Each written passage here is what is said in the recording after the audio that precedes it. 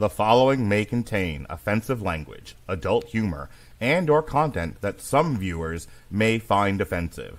The views and opinions expressed by any one speaker does not explicitly or necessarily reflect or represent those of Mark Radulich or W2M Network. Please listen with caution, or don't listen at all.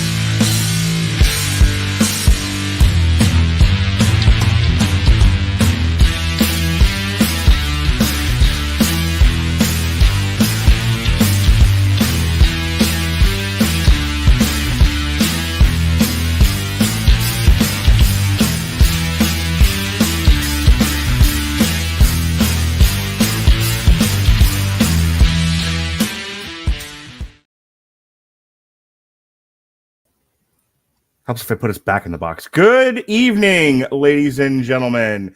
You are listening to a Radulich Broadcasting premier podcast, The History of Boxing. And I am your host from Cuddy's Boxing in Baltimore, Maryland. Your mandated reporter, and frankly, I'm mortified, Mr. Mark Radulich. And over there, Viva la Mexico, he's rowdy, and bowdy. Ladies and gentlemen, from the streets of Tijuana, Pat Mullin, how do you do, sir? I'm the ultimate male today, everybody. Oh my gosh, and that makes me the ultimate meatball. Ah! Pat, this is a monumental occasion, and it pleases me, as active as you are on Instagram, that you're the first to experience this. I finally figured out how to go live on Instagram and not cut the broadcast off seconds into it. I figured it out finally. So you figured out how to do lives. I figured out how to do live Instagram, and you're the first person to get to experience that. So, wow, welcome to the future. It was my honor. Pat, this is the third attempt at this podcast. This has almost been snake bit. I can't remember what the two reasons were. I don't know. Maybe there was like a riot at your work, or I was in the middle of or I had some sort of personal crisis in my marriage. Who knows? It's definitely snake bit, not almost. Yeah. I was telling everybody, if Pat doesn't show up for today's podcast, I'm not doing this anymore. We will never talk about these fighters ever again. No, we're here. We made it. We're going to talk about it finally after much ado. Yes. It's not much ado about nothing. We are talking the Barrera versus Morales trilogy. The Barrera versus Morales trilogy is one of boxing's most famous fight trilogies, involving two of Mexico's most revered boxers, Marco Antonio Barrera, otherwise known as the Babyface Assassin, and Erik El Terrible Morales. Yes, sir. So a little bit about these guys. But before I do that, Pat, we left it on the schedule. This is our third attempt. You were the one that picked this. Why are we taking time to discuss, beyond the obvious reason, if it's one of the greatest trilogies of all time? Sure. But there's been some great trilogies. Why are we talking about this one today? This one, in terms of pure action at a high level, it's tough to beat or compare to it in terms of a three-fight trilogy. People always reference Mickey Ward, Arturo Gatti, amazing first fight between them. The second fight leaves a lot to be desired, even though there's action. The third fight's good, but not great. I think all three of these fights are great, and action from bell to bell.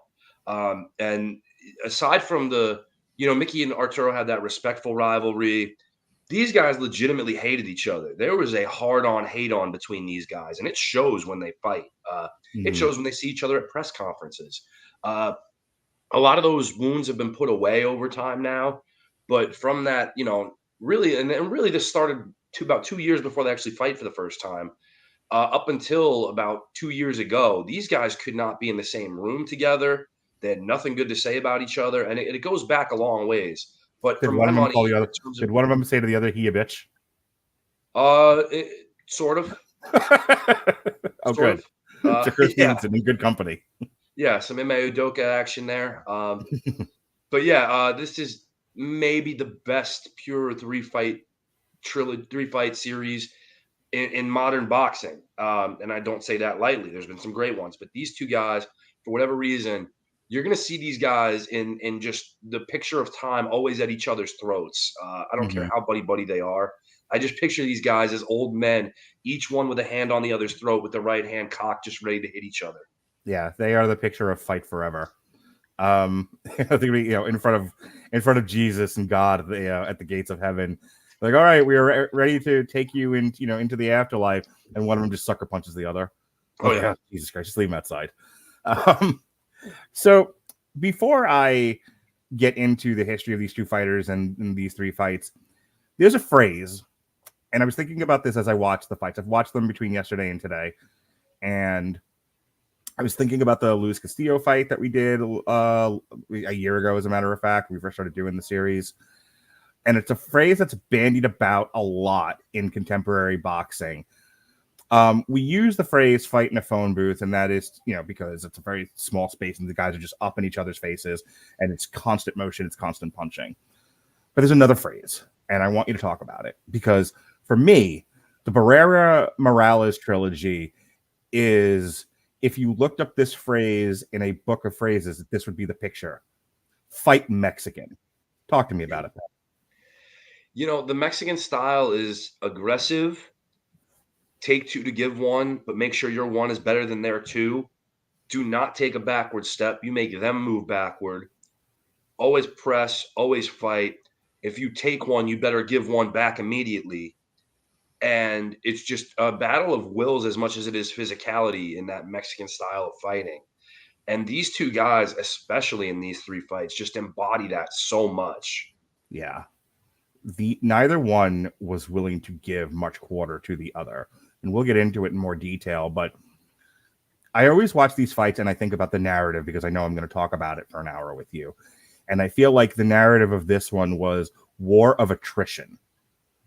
There are fights, there are trilogies where both guys, by the end of it, left something in the ring, a piece of themselves. They were never quite the same. It changes them as men.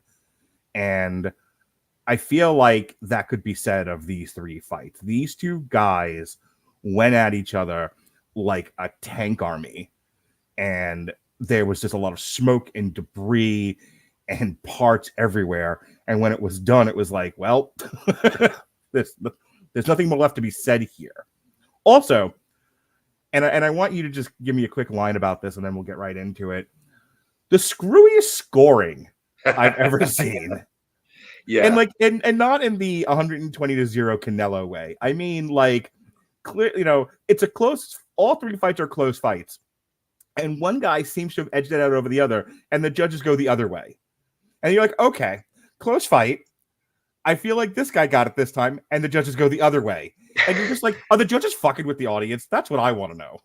It certainly feels that way. And like when you watched them live, it was like, oh, are we trying to make amends for the last one by doing it this way and this one, Right. for the first two fights anyway? Yeah, it's very all over the place. Like, it's just, I don't. The betting lines must have been like 0 in the third fight. It's just 500 on both sides. I'm into sports betting now, but if you want to hear more about that, listen to our Aquaman review. All right, so let's start with Marco Antonio Barrera. He was born January 17th, 1974. He competed from 1989 to 2011. He had multiple world championships in 3 weight classes between 1995 and 2007, from super bantamweight to super featherweight. He had 2 fights that were pretty legendary with Manny Pacquiao. He had a rivalry with Nassim Hamed and Juan Manuel Marquez. He's currently BoxRec currently has him as the 55th in its list of greatest boxers of all time, pound for pound, and ESPN ranked Barrera as 43rd on their list of 50 greatest boxers of all time, and he was inducted into the International Boxing Hall of Fame in 2017. At the time that he fights Barrera the first time. Sorry, Erik Morales. I apologize. He is going into that fight 49-2.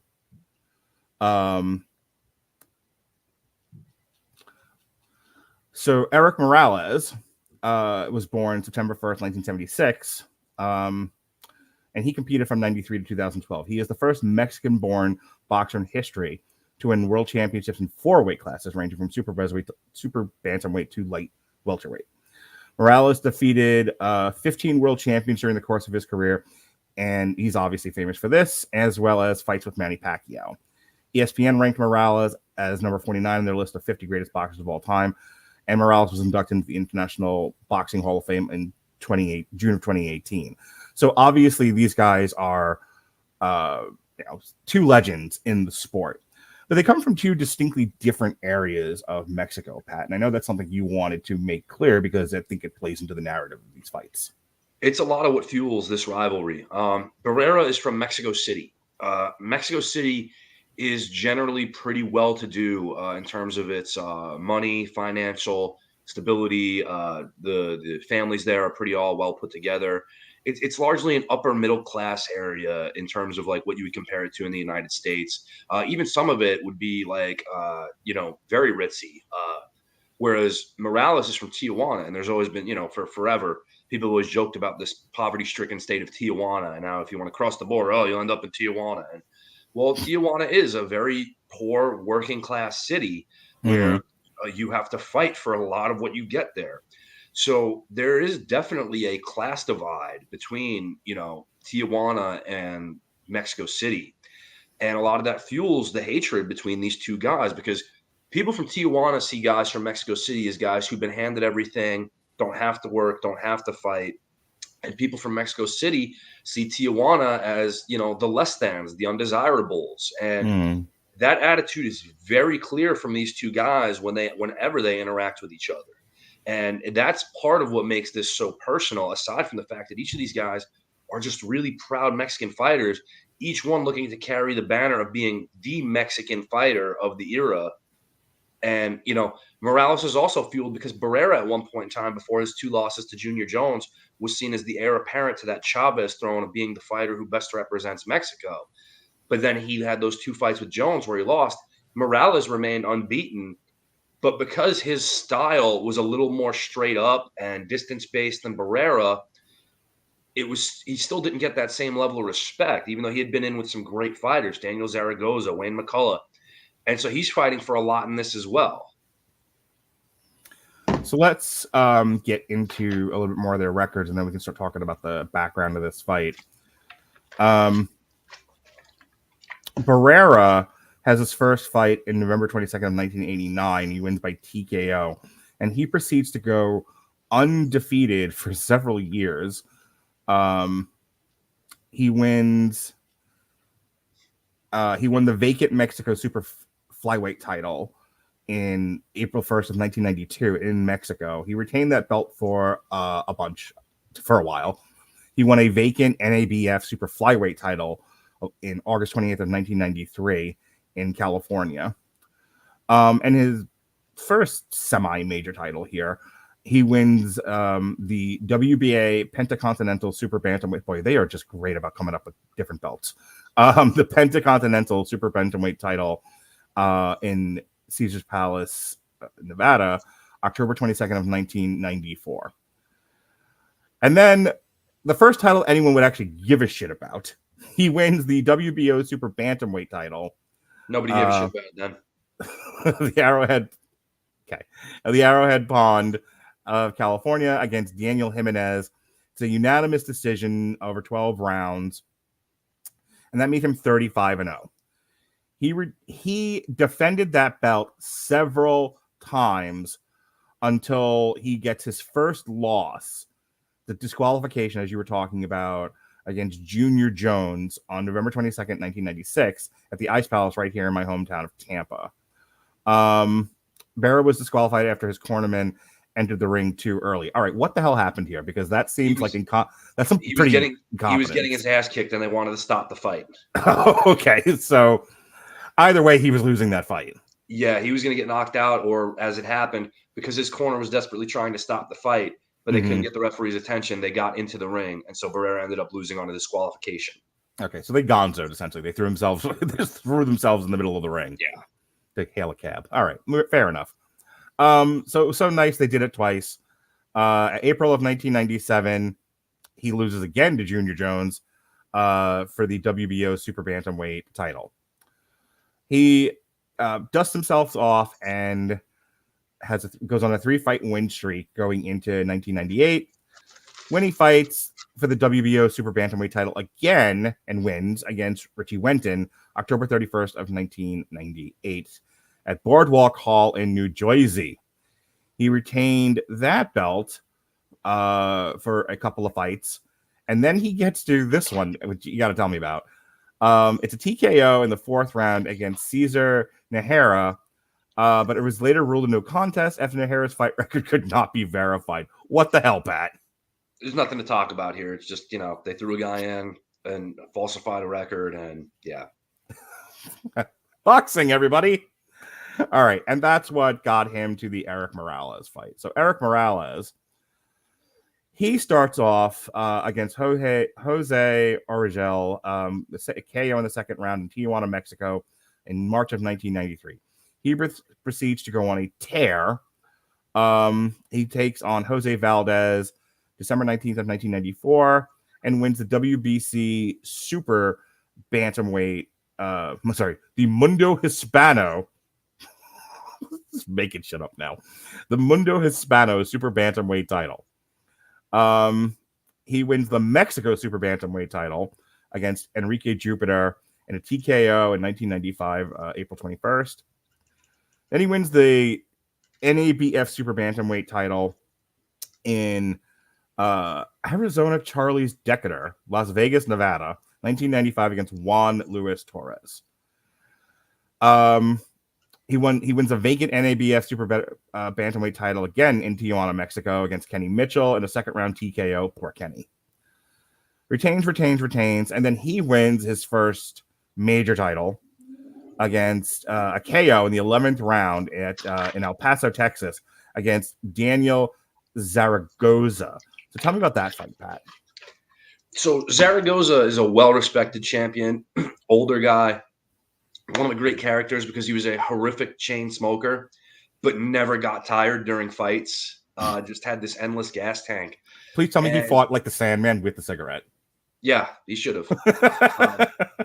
But yeah, again, Zaragoza, a tremendous champion, and this was like a big step. But a lot of people thought this kid Morales on the come up looks pretty good, and this might be Zaragoza's last stand. And sure enough, Erik just really put on a great performance against an older, veteran, well-schooled champion that really showed, hey, this guy is special. He's not just a paper record on here. This guy has the tools to be a great, great fighter, and he showed it tonight. So that's what eventually gets him to he retains the WBC Super Bantamweight title several times. I mean, he is still undefeated when he finally gets to the Barrera fight in 2000. So that's a 3-year run. A lot of KOs. I mean, this guy is a fucking wrecking machine. Yeah, I think the only guy who lasted the distance was Wayne McCulloch, and that's because nobody stopped Wayne McCulloch. Yes, that was a unanimous decision in Detroit, Michigan. So that gets us to February 19th, 2000 at the Mandalay Bay Event Center in Nevada with the WBC Super Bantamweight title and the WBO Super Bantamweight title on the line between our friends Erik Morales and Marcus Antonio Barrera. Marco. I keep doing that. Marco Antonio Barrera. Weirdly enough, the fight was televised on HBO's Boxing After Dark program. Huh. All right. So tell me about how we got to this fight. I mean, it seemed like an obvious fight to make, but how did we get there? It was, but each guy had to have a certain amount of momentum to get there where there was going to be enough interest where they could sell this fight in the United States, sell it out, and get it broadcast. And like you said, Morales went on a 3-fight tear as a world champion. Barrera had pretty much exercised the demon of the Junior Jones losses and put them behind him with some really strong, impressive performances. And it was a smart PR bill because each guy was kind of like egged on about the other in interviews. And neither guy had anything nice to say. And basically would be like saying some vile things along the way for somebody who you've never really interacted with. It got pretty heated. I'm not going to go into the specifics of a lot of things that were said, but literally at the first press conference to announce this fight, Barrera sucker punches Morales with a bare fist. And they immediately start swinging at each other, and it gets broken up pretty quickly. But I think that tells you everything you need to know about, like, I wonder if people are going to be into this fight. Well, let's get into it.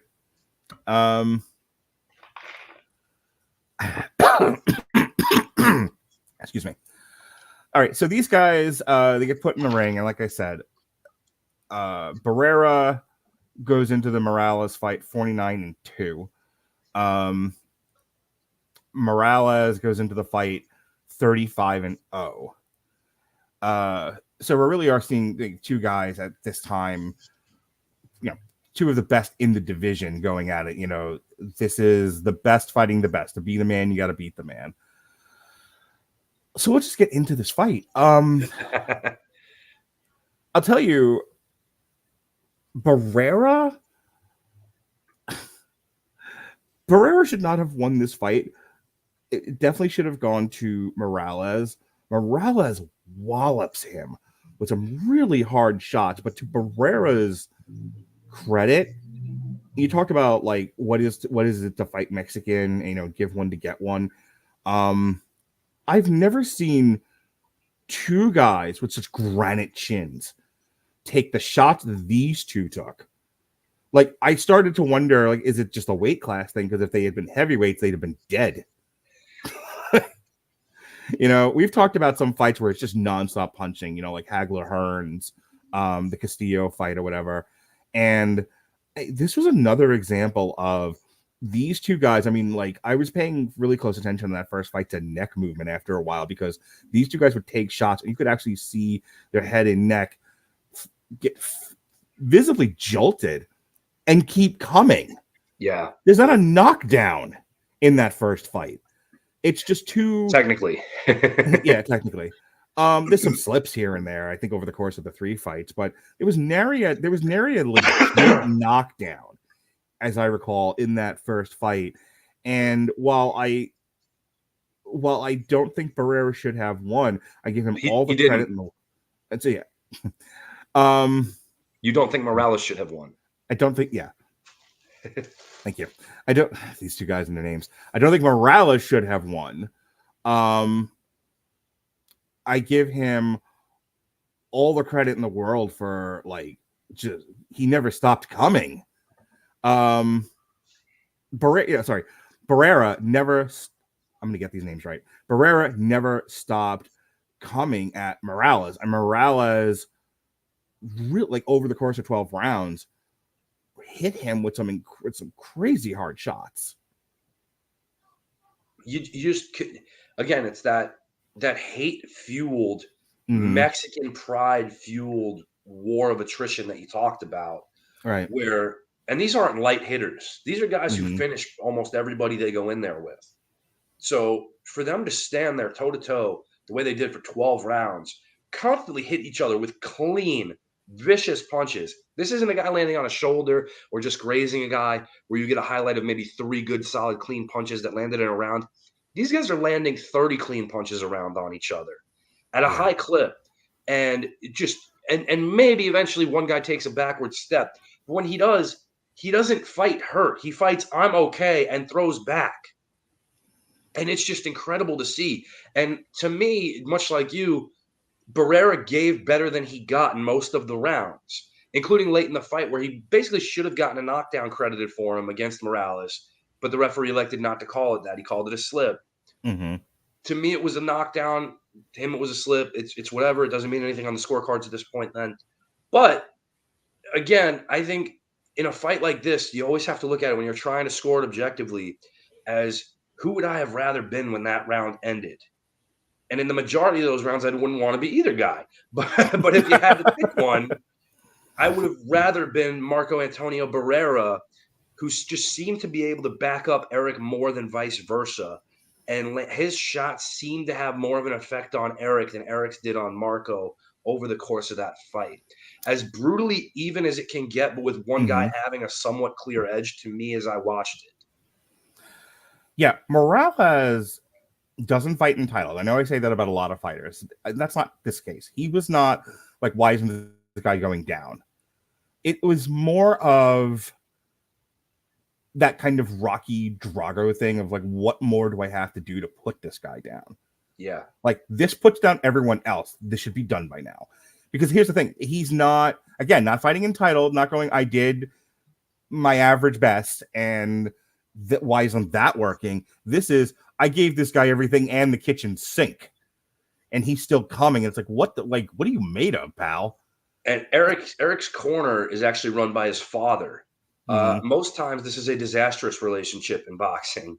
But Erik's dad, I think to his credit, really did a good job of keeping Erik motivated through this and not really letting him get discouraged by that and saying, more of that, do more of that. And trying to fire Erik up and really get him to do the things that made him successful at points in the fight. And I think that's... Go ahead, sorry. I think that's just rare to see that, especially from a father of all people, when we've seen so many bad father-son relationships in boxing, especially in that trainer-student role. And to Barrera's credit, like I said, he should have won that fight. He, I think, gave better than he got. But he also, at times, kind of looked like, I'm winning this fight. Why won't you go down? And could you imagine, like, after the fight's over and you don't win that fight? You know, like you can argue, sure, split decision. It was really close. But if you're the guy that loses that fight when you should have won by and again, as I read through the notes, everyone thought Barrera won that fight. And it's a controversial decision to say the least. And which leads me to the question, what is it that you think the judges saw that makes them run up the down staircase? You know, in a fight like this that is so close and fought this way, the one thing I'll say to defend judges, a lot of times when fights are fought in close and in the trenches, they don't always have the vantage point to see the things we do with TV monitors and TV cameras and cuts and angles. Things are looking like they're landing when they're not, that sort of thing. In that instance, yeah. And it's gotten better about providing them with the things to see since then. But in a fight like that, sometimes you may have thought Morales landed a long right hand that Barrera slipped, or maybe only landed partially on the top of his head. And Barrera inside comes up with a left uppercut that they can't really see because Morales is back to them. And he didn't jolt his head as hard as he could have. Maybe Morales just ate it like a champ, but he still get hit with a clean shot. I'm not going to defend it and say that they were right. Obviously, I don't believe that. I believe that, I believe the wrong guy won the first fight. But it's a little more defensible to me than some of the other fights we've covered. Sure. So, yes, Morales won the contest by split decision with two judges scoring at 114 to 113 and 115 to 112 for Morales, and the other scoring at 114 to 113 for Barrera, which I don't disagree with the scores. I just disagree with the guy that won. The fight was named the Ring Magazine 2000 Fight of the Year and has been regarded as the best fight ever by many. It's hard to argue that. I mean, like I said, there was what was it? Was it the Castillo fight that we said it was just like over 12 rounds, the amount of action that takes place? Like, there's been a couple that we've talked about where, like, Hagler Hearns, we don't count because it's only a few rounds. So we're talking about 12 consistent rounds of the best boxing we've ever seen. There's been more than just this one, but this one's up there. Oh yeah.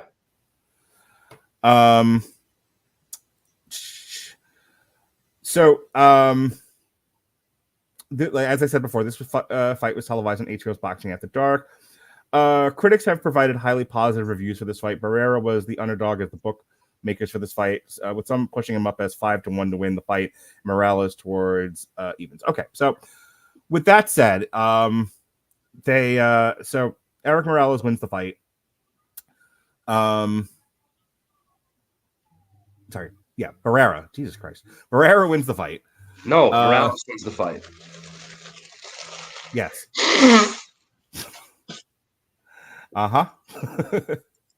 Who am I? Yes, Barrera. Morales wins the fight. Morales elects to move up to the featherweight division. Yeah, sorry. I got it. I got it now. Okay, so sticking with Antonio Barrera, whose Wikipedia page I'm currently looking at, loses the WBO super bantamweight title. What do you call it? Going forward, Antonio Barrera goes on a fairly decent win streak. He wins the next 1, 2, 3, 4, 5, 6, 7, 8 or 9 fights, retaining the WBO super bantamweight title. Yeah, being the big win where he moves up to featherweight also to challenge the unbeaten Prince Nassim Hamed. Yes, I was just getting to that. So yes, he wins the IBO featherweight title against Nassim Hamed. How'd that fight go? Other than he won by unanimous decision. Barrera was seen as a huge underdog because Hamed, this unconventional herky-jerky style, but one of the great pure power punchers of all time. Barrera was seen as having a style that wasn't conducive to trying to beat Hamed. They thought, the way to beat Hamed is you got to be a right-hand puncher because he's a southpaw. Barrera's a left hook artist. And instead, Barrera puts on what's arguably, and I don't think arguably, I think it is, but some will say arguably the best performance of his career by just giving Hamed a boxing lesson, just absolutely dominating him with his lead hand, with his jab, stepping over and controlling the space. He really humbles Hamed throughout this fight. And even towards the end of the fight, there's a point where he basically has Hamed in a half Nelson and rams him into the turnbuckle just to assert dominance. Because that's the type of fighter Marco is. He's a nasty guy who's going to let you know, this is my ring. You don't belong here. And some say the fight was close. I don't think it was particularly close. I think at best Hamed won, 4 rounds. But Barrera just surprised everyone and dominated this fight and put himself really back on the map as one of the pound-for-pound best fighters in boxing by doing this to Hamed, who'd never been beaten before, let alone humiliated. So he then fights Enrique Sanchez. I know why I'm getting these backed up, because when I was listing my pages out, I had the B side first and the A side and mixing it up in my brain. My stupid brain. Anyway, he retires on the stool, Enrique Sanchez, in 6 rounds for no belt on the line. What happened here? Just a warm-up fight for him to prepare for Erik Morales. Which he will fight June 22nd, 2002. For the WBC and ring featherweight title. More on that in a second. So back to Morales. So Morales wins the fight, which we just said, probably shouldn't have. He then goes later same year at the Staples Center. He KOs Mike Juarez in the 3rd round. He wins a WBC interim featherweight title. So now he's moving up to featherweight against Kevin Kelly. Takes another fight against Rodney Jones, KOs him in the 1st round. Yeah, he's he's like, what do you mean I didn't win that fight? I shouldn't have won that fight. Screw you people. He's going to just start killing guys left and right. He wins the WBC featherweight title against Guti Espadas Jr. Tell me about that fight, Pat. Very, very close, controversial fight. Morales did not look great in this fight. Espadas is actually the son of former world champion Guti Espadas Sr., and was a very good, although not highly touted fighter. But he gives Erik all kinds of problems in this fight, has him really hurt in the 12th round, and Morales hangs on to win a very, very close decision. But while it was Morales who won the fight officially against Barrera, Barrera is the guy getting all of the accolades now and turning into the A side because of the win over Nassim Hamed. And even though Morales has remained unbeaten, the Espadas fight, even though he won the featherweight title by doing it, really did him more harm than good in terms of his reputation, because they were like, is Erik starting to slow down? He didn't look good. And even in his fight previous to this, he fought a Korean fighter named Injin Chi. Chi basically closed Morales' eye early on. Now, granted, it was through a headbutt, and Morales pretty much did a great job fighting one-eyed through the course of a fight, but he didn't look great doing it. And people are starting to question, wow, how much does Morales have left? He might be right for the taking. And not the least of which thinking that is Barrera. So, yeah, I want a piece of his ass again, and I want to get him, and I want to get the official win. How soon after the first fight were they thinking, we need to do this again? Because, and I'm asking that for a very specific reason that I want you to address. Normally, if there's a controversial win, the other camp who should have won the fight's like, what the hell? We need to do this again. By the same token, the guy who wins the fight, who shouldn't have won the fight, has something to prove. Like, this wasn't a fluke. I wasn't given a gift. I deserve the win that I got. Screw you. Let's do this again. Both guys have something to prove, and they don't want to lose sight of each other. They want to settle this once and for all, which they won't do for another fight. However, I can understand maybe one or two fights in the interim. You know, there's mandatory challengers, there's get well fights, et cetera, et cetera. People are just busy. Injuries happen. What took them so long? Well, Morales, who'd been citing trouble making 122 pounds prior to their first fight, had a desire to move up in weight. Barrera really didn't. Barrera didn't have that in his immediate plans. And then that's kind of what takes it a little while longer to happen, is because Barrera really doesn't move up to featherweight until he fights Nassim Hamed. In obviously a very lucrative fight for him.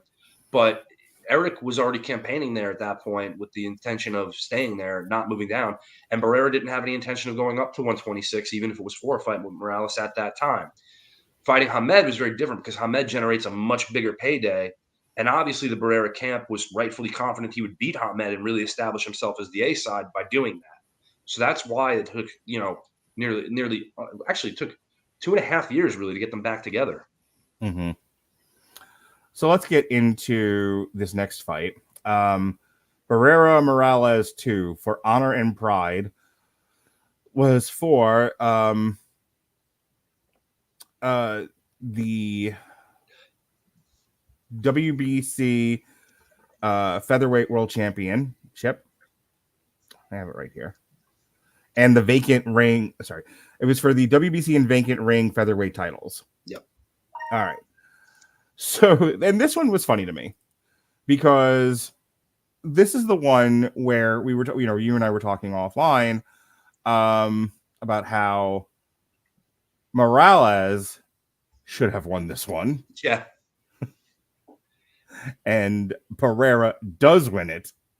But it's a lot of the same that we talked about in the first fight, with just the edge going to Morales this time. Barrera seemed to be struggling a little bit more in the second fight. I think he gets damaged more. There's more visible damage in the second fight than there was in the first fight. But it's once again 12 rounds of these guys punching each other to death. It's a good fight. It's a different kind of fight because the first one's more a war of attrition. This one's more about shifts of momentum through rounds. And the way it starts, Morales starts off great. He's boxing on the outside and setting Barrera up for long counter shots as soon as he tries to time him in. Barrera has moments here or there, but largely Morales dominates the early part of the fight. The mid rounds, Barrera kind of swings things his way. He's finding his range better rounds 3, 4, and he starts picking up steam a little bit. There's another non-knockdown in this fight where Morales has Barrera against the ropes and hits him with a right hand to the body, and Barrera takes a knee, and it's ruled a slip. And can we talk about that for a second? Because that looked like bullshit to me. I'm watching this, and I'm like, he clearly went down to one knee. That wasn't a slip. Like, I'm willing to give some benefit of the doubt sometimes, but that one, he takes the body shot, goes down. Yeah. Morales backs up, and the ref waves it off like it's a slip. It's like, that's not a slip. His tummy hurts. And it's just that weird karmic balance, because in the first fight, during that round where Morales is seemingly dropped, they call it a slip, where he's hit and goes down. And I think that one's a little more plausible as a slip, but I don't think it was a slip. I think he was knocked down, and I think Barrera was knocked down in this one, because it wasn't like they were standing on a slippery, ring canvas design in the center of the ring. He was against the ropes where neither corner is present. It's the center of the ropes, basically. I want to say it's the first one where the commentators, like, they tripped over each other's feet, which is why I didn't really question it. This second one, their feet were nowhere near each other. He literally, like you said, he caught the football and took a knee. Yeah. and it's one of those things where you could see Morales fighting more confidently when he knows he's winning the fight. And really, there's a lot more heated kind of trash talk this time around between these guys as you go through. And you can see it with them. And each guy's like, yeah, this is my fight. And then when Barrera turns the tide on and starts landing bombs, no, it's my fight. And it's a good fight. It's a lot of action. It doesn't compare to the first fight. But that's like saying, that really good burger spot on the corner isn't the same as going to, a Wolfgang Puck restaurant. You can't really complain about it. It's still a better fight than most. It's just not being compared to a fight that was called maybe the greatest of all time. And we get to the scores, and again, it's that weird shift where, hey, we got it wrong last time. Let's get it wrong this time to make up for it. Right. There's one bad call cancels out the other bad call, and now we're even. See? Yeah. Ugh. All right. So it took place, as we said, June 22nd, 2002, at the MGM. Barrera won the contest by unanimous decision, with two judges scoring at 115 to 113, and the other scoring at 116 to 112 for Barrera. It's the second match, yada yada yada. Many people thought Morales should have had the victory, and it was a very controversial decision to set up the third fight of November 27th, 2004, which we'll get to momentarily. The fight was made a pay-per-view due to the success of the previous fight. Yeah, I kind of blew past it before, but I want to talk about this now. This is a major, unification title. Yep. Between two, at that time, of the best fighters in their divisions. Why was it on Boxing After Dark? And neither guy was a huge draw at the time. And they were known commodities to hardcore boxing fans, but they're not, big time name celebrity Boxing guys. After Dark? That's the Sunday night heat of boxing. Hey, you know what? Boxing After Dark technically was supposed to be relegated for what you would call non-world title fights. So Barrera's title was not a recognized world title at the time when they fought. Morales's was, but I believe he had actually vacated it prior to that fight. So it technically wasn't a world championship fight. And HBO was very stringent at the time in terms of having world championship fights on world championship boxing and non-championship fights on Boxing After Dark. That's fair. Well, this one certainly was, Ollie, because this one gets made into a pay-per-view. Apparently, they got lizard brain and some money here. And remember, both of those guys were Boxing After Dark regulars at the time, really. I think Morales was only on World Championship Boxing once or twice. Barrera was never on that broadcast, believe it or not, even though he'd had some great fights on Boxing After Dark. The fight gained 300,000 purchases. Plus or minus, how does that do in contemporary pay-per-view buys? This fight, the second one? Yeah. I don't remember what the exact buy rate was offhand. I don't think it was a rousing success in the way at that time a De La Hoya or Roy Jones pay-per-view would have been. But I think it was a good enough success for them because I think they kept the ceiling low on it in terms of their expectations. Okay. Well, getting back to Erik Morales, Chris Bailey. So yes, he loses to Barrera, and he then immedately wins the vacant WBC featherweight title from Paulie Ayala. Yep. In a 12 round unanimous decision. Retains two more times. He also fights Goody Espadas. Yeah, he has a rematch with him after that and kind of erases any doubt. Yeah, third round KO. All right, so here against Jesus Chavez, February 28th of 2004, he wins the WBC super featherweight title. So now he's going up another weight class. Yep. He wins the IBF super featherweight title against Carlos Hernandez and retains the WBC belt, and that brings him to the third fight with Barrera. Barrera, on the other hand, slips on a banana peel along the way. Yeah, he does. Yeah, we'll talk about that in a second. He retains against Johnny Tapia and Kevin Kelly, and then he gets in there with big time Manny Pacquiao and gets TKO'd in the 11th round at the Alamo Dome, where he loses the ring featherweight title. What happened against the mighty Manny Pacquiao? Manny done run through Marco like a buzzsaw. Barrera was just totally outgunned in this fight. It was one of the more impressive big-time debuts for anybody. Manny was known at this point as a guy who potentially could be a star because of his exciting style. But Barrera was seen as a guy a level up from everybody Manny had fought based on, beating Nassim Ahmed, beating Morales. And this was supposed to be, the how good is this kid, based on how he performs, because people weren't expecting him to win. And instead, he just gives Barrera a shellacking and eventually stops him in the 11th round. And it's almost, again, that balance between fights where people were thinking Morales had lost it between that first and second Barrera fight because he didn't look good against Espadas. He struggled with Njin Chi because of the eye injury.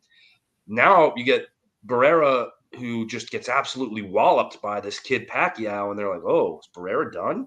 Is this the end of him? So he gets a get well fight with perennial get well fighter Paulie Ayala. Like to just passed him around like a joint, huh? I mean, Paulie was a world champion, but it's just, he wasn't that great of a fighter in terms of the elite level guys, and they were going to beat him. And that brings us to our third fight. The third Barrera Morales. Leave no doubt, once and for all. That's what we're talking about here. So this one took place on November 27th, 2004 at the MGM Garden Grand Arena. Barrera won this one by majority decision, with the two judges scoring at 115 to 113 and 115 to 114 for Barrera, and the other 114 to 114. And it was the 2004 Ring Magazine Fight of the Year, and is the final match of the trilogy. It was also a pay-per-view, and it gained more purchases than the previous one. The previous one was 300,000. This one was 325. And let's talk about this one. Again, both guys are moving up in weight classes. They both have one apiece, where the other guy should have won. So there's a great story here to be told. It's obvious why they would make this. My question is, again, why did they wait as long as they did? What was going on in the interim between these two fighters? Because again, and I really want to hammer this home, that's why I'm taking a minute before I let you answer. The longer you wait to do the final fight, the more of a chance you're going to lose people along the way. People move on with their lives. They lose interest in things. Guys are getting older. I mean, when you think about when they started, we're into the early 2000s, and they're starting in the early, in the late 80s, early 90s. And neither one has had easy careers. They have been brutalized and brutalizing others. So it's like, by the time we get here, the fact that it's not as good as the first fight, no shit. It's awesome. Don't get me wrong. Yeah, this is the second best fight of the trilogy. Yeah, it's a great fight, but if I'm in either guy's camp, or if I'm a promoter, I'm wanting to get these two guys in the ring faster than not, and yet we don't.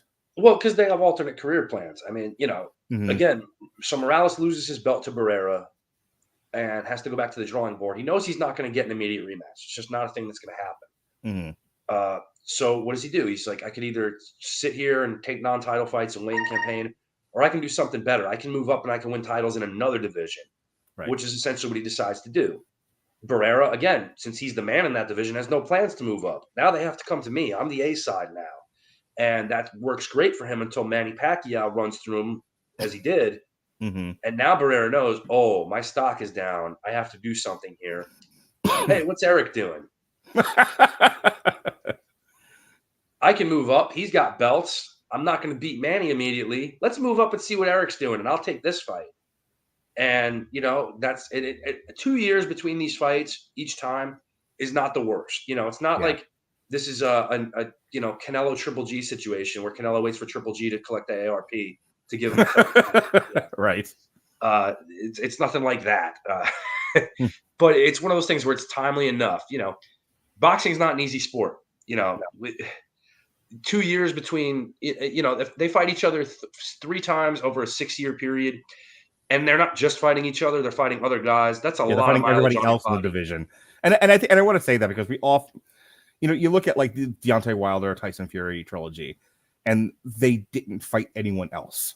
Like they only fought each other, and it took 12 years in between each fight, in a pandemic, and an asteroid hitting, and and a change in the climate. It took forever.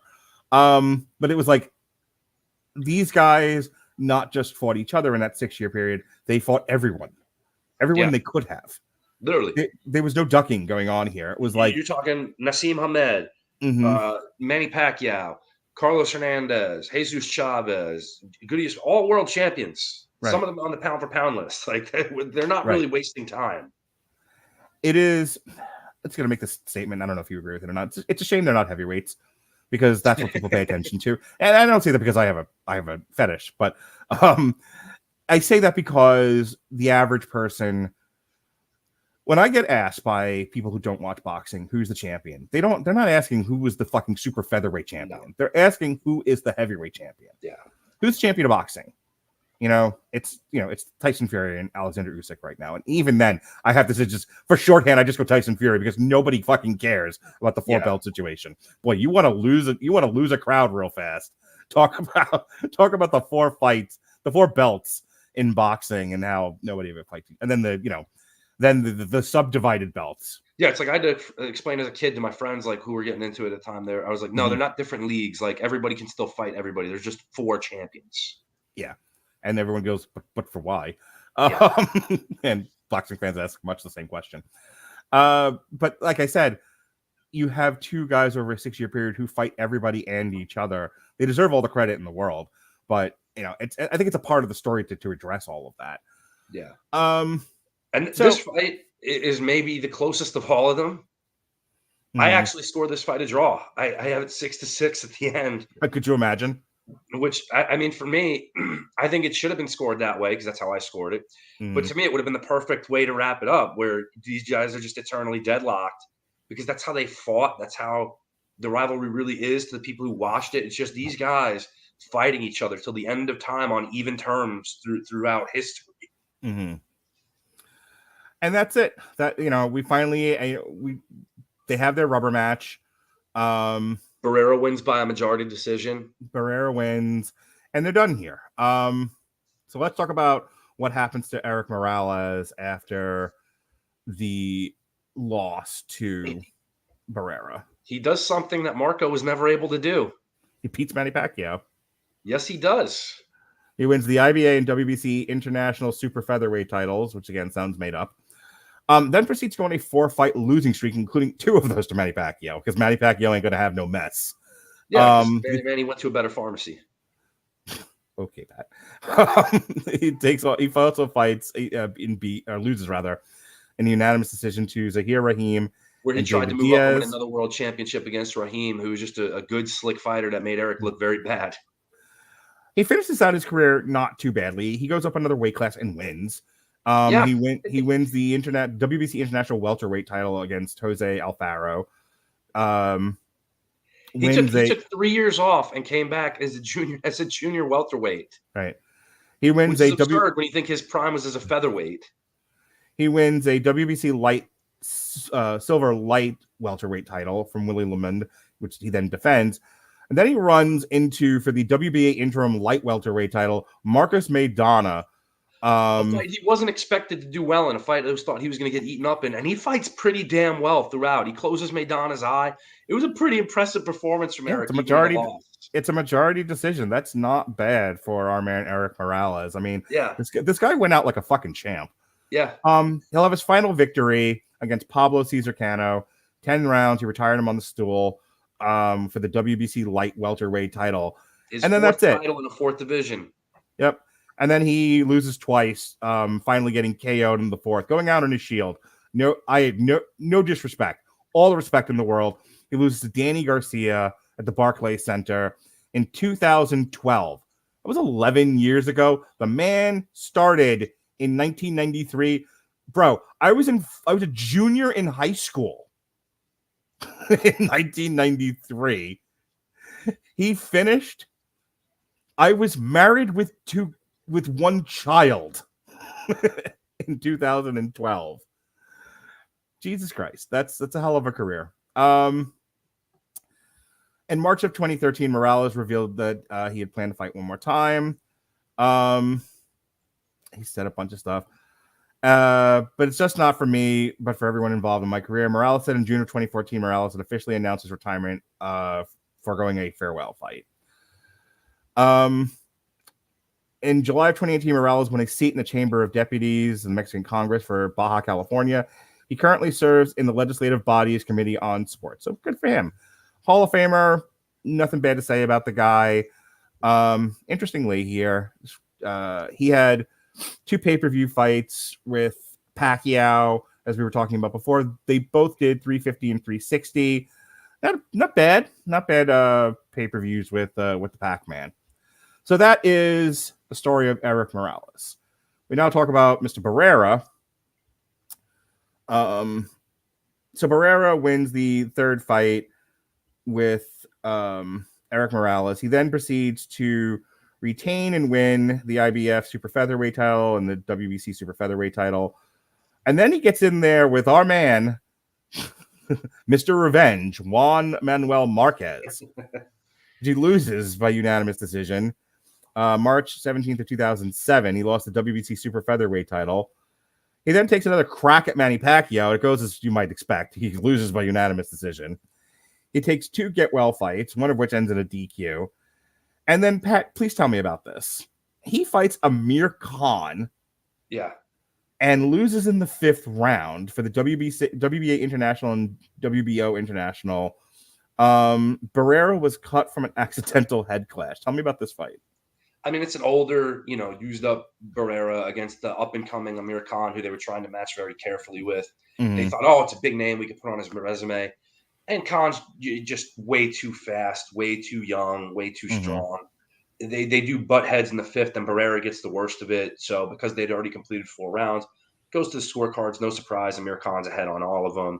Just one of those moments you don't like to look back at because the guy, that's not how you want to remember him. Sure. So he has 2 more fights after that. He goes out a winner. He has unanimous decision over Adelton de Jesus at the Alamo Dome, and then he knocks out Jose Arias in a 2nd round TKO, February 12th of 2011. When he retired shortly after that with a record of 67 wins, 7 losses, 75 fights in total, and 1 no contest. That's about it for Barrera.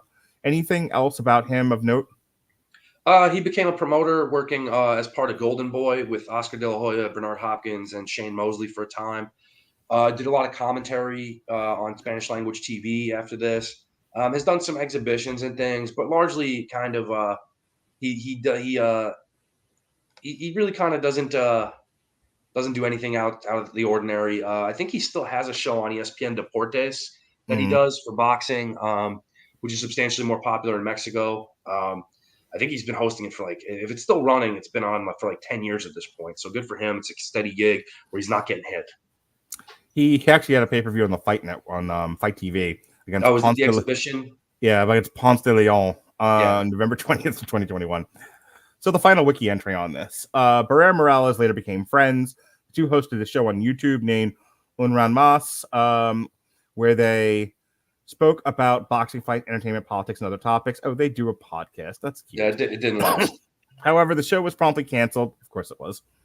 And the 2 now claim to have only a professional relationship. Late March of 2022, the podcast was restarted. So that's it. That is the Morales Barrera trilogy, Barrera Morales trilogy. One of the best. And I don't have a tremendous amount to say beyond that.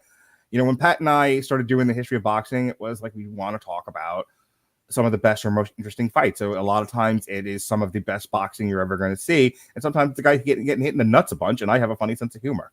Either way, we will continue to do this. I'd actually like to do some fighter focuses where we look at the guys, kind of like what we did with the history of boxing, where we spent an episode just dealing with one guy's career. I'd like to do some of those where there's no one fight that I want to focus on, but rather the whole thing. I'm mostly thinking about Floyd Mayweather here, but because it's a hell of a feat to go 50-0. I think that there's some stuff to talk about. Beyond that, we're going to talk about Anthony Joshua versus Alexander Usyk, because I couldn't cover either one of those fights for one reason or another. So we're going to talk about both of those in the lead up to Usyk versus Tyson Fury. Plus, we have some, whether I'm doing it solo or I have one of my friends with me, Pat or Robert or Daniel Lasby, we'll continue to do the boxing alternative commentaries in 2024. So be on the lookout. More history of boxing coming up as we figure out beyond AJ Usyk what we're going to talk about. But we will get them on the schedule and we will be back. In the meantime, I reviewed Aquaman, and I mostly talked about my new sports gambling habit. Next week, we got Migration, I believe. We'll be reviewing Migration on New Year's Day, in the evening. Myself, my son, and Jason Teasley will be doing a commentary for Cocaine Shark. at my son's request. You sure it's not Jason Teasley's request? You know, he bitched about that. He was like, "Why are you doing it without me?" So he muddled his way into a child's podcast because he couldn't be left out. Anyway, we'll be reviewing the final season of Doom Patrol Tuesday night, and then the final season of The Crown. It'll be myself and the two Canadians, Andrew Graham and David Wright. Pat, show us where you pissed from. Oh, it's down here. Perfect. Anything else, Pat? No. All right. Pat, it's been fun. I've enjoyed this year of doing this with you, and I'm looking forward to next year. Same, my friend. Same. Hey, actually, before I let you go, you didn't remember, but January 11th, you're coming on for a triple feature. Do you remember that? No. You requested this, you dipshit. We're talking all three Punisher movies. What's that? January 11th. That's thing with the thing there. It's when are we doing that? Thursday night, January 11th, pal. Yeah, sure. All righty. All right. So before Pat completely loses interest in this, be well, be safe, and behave.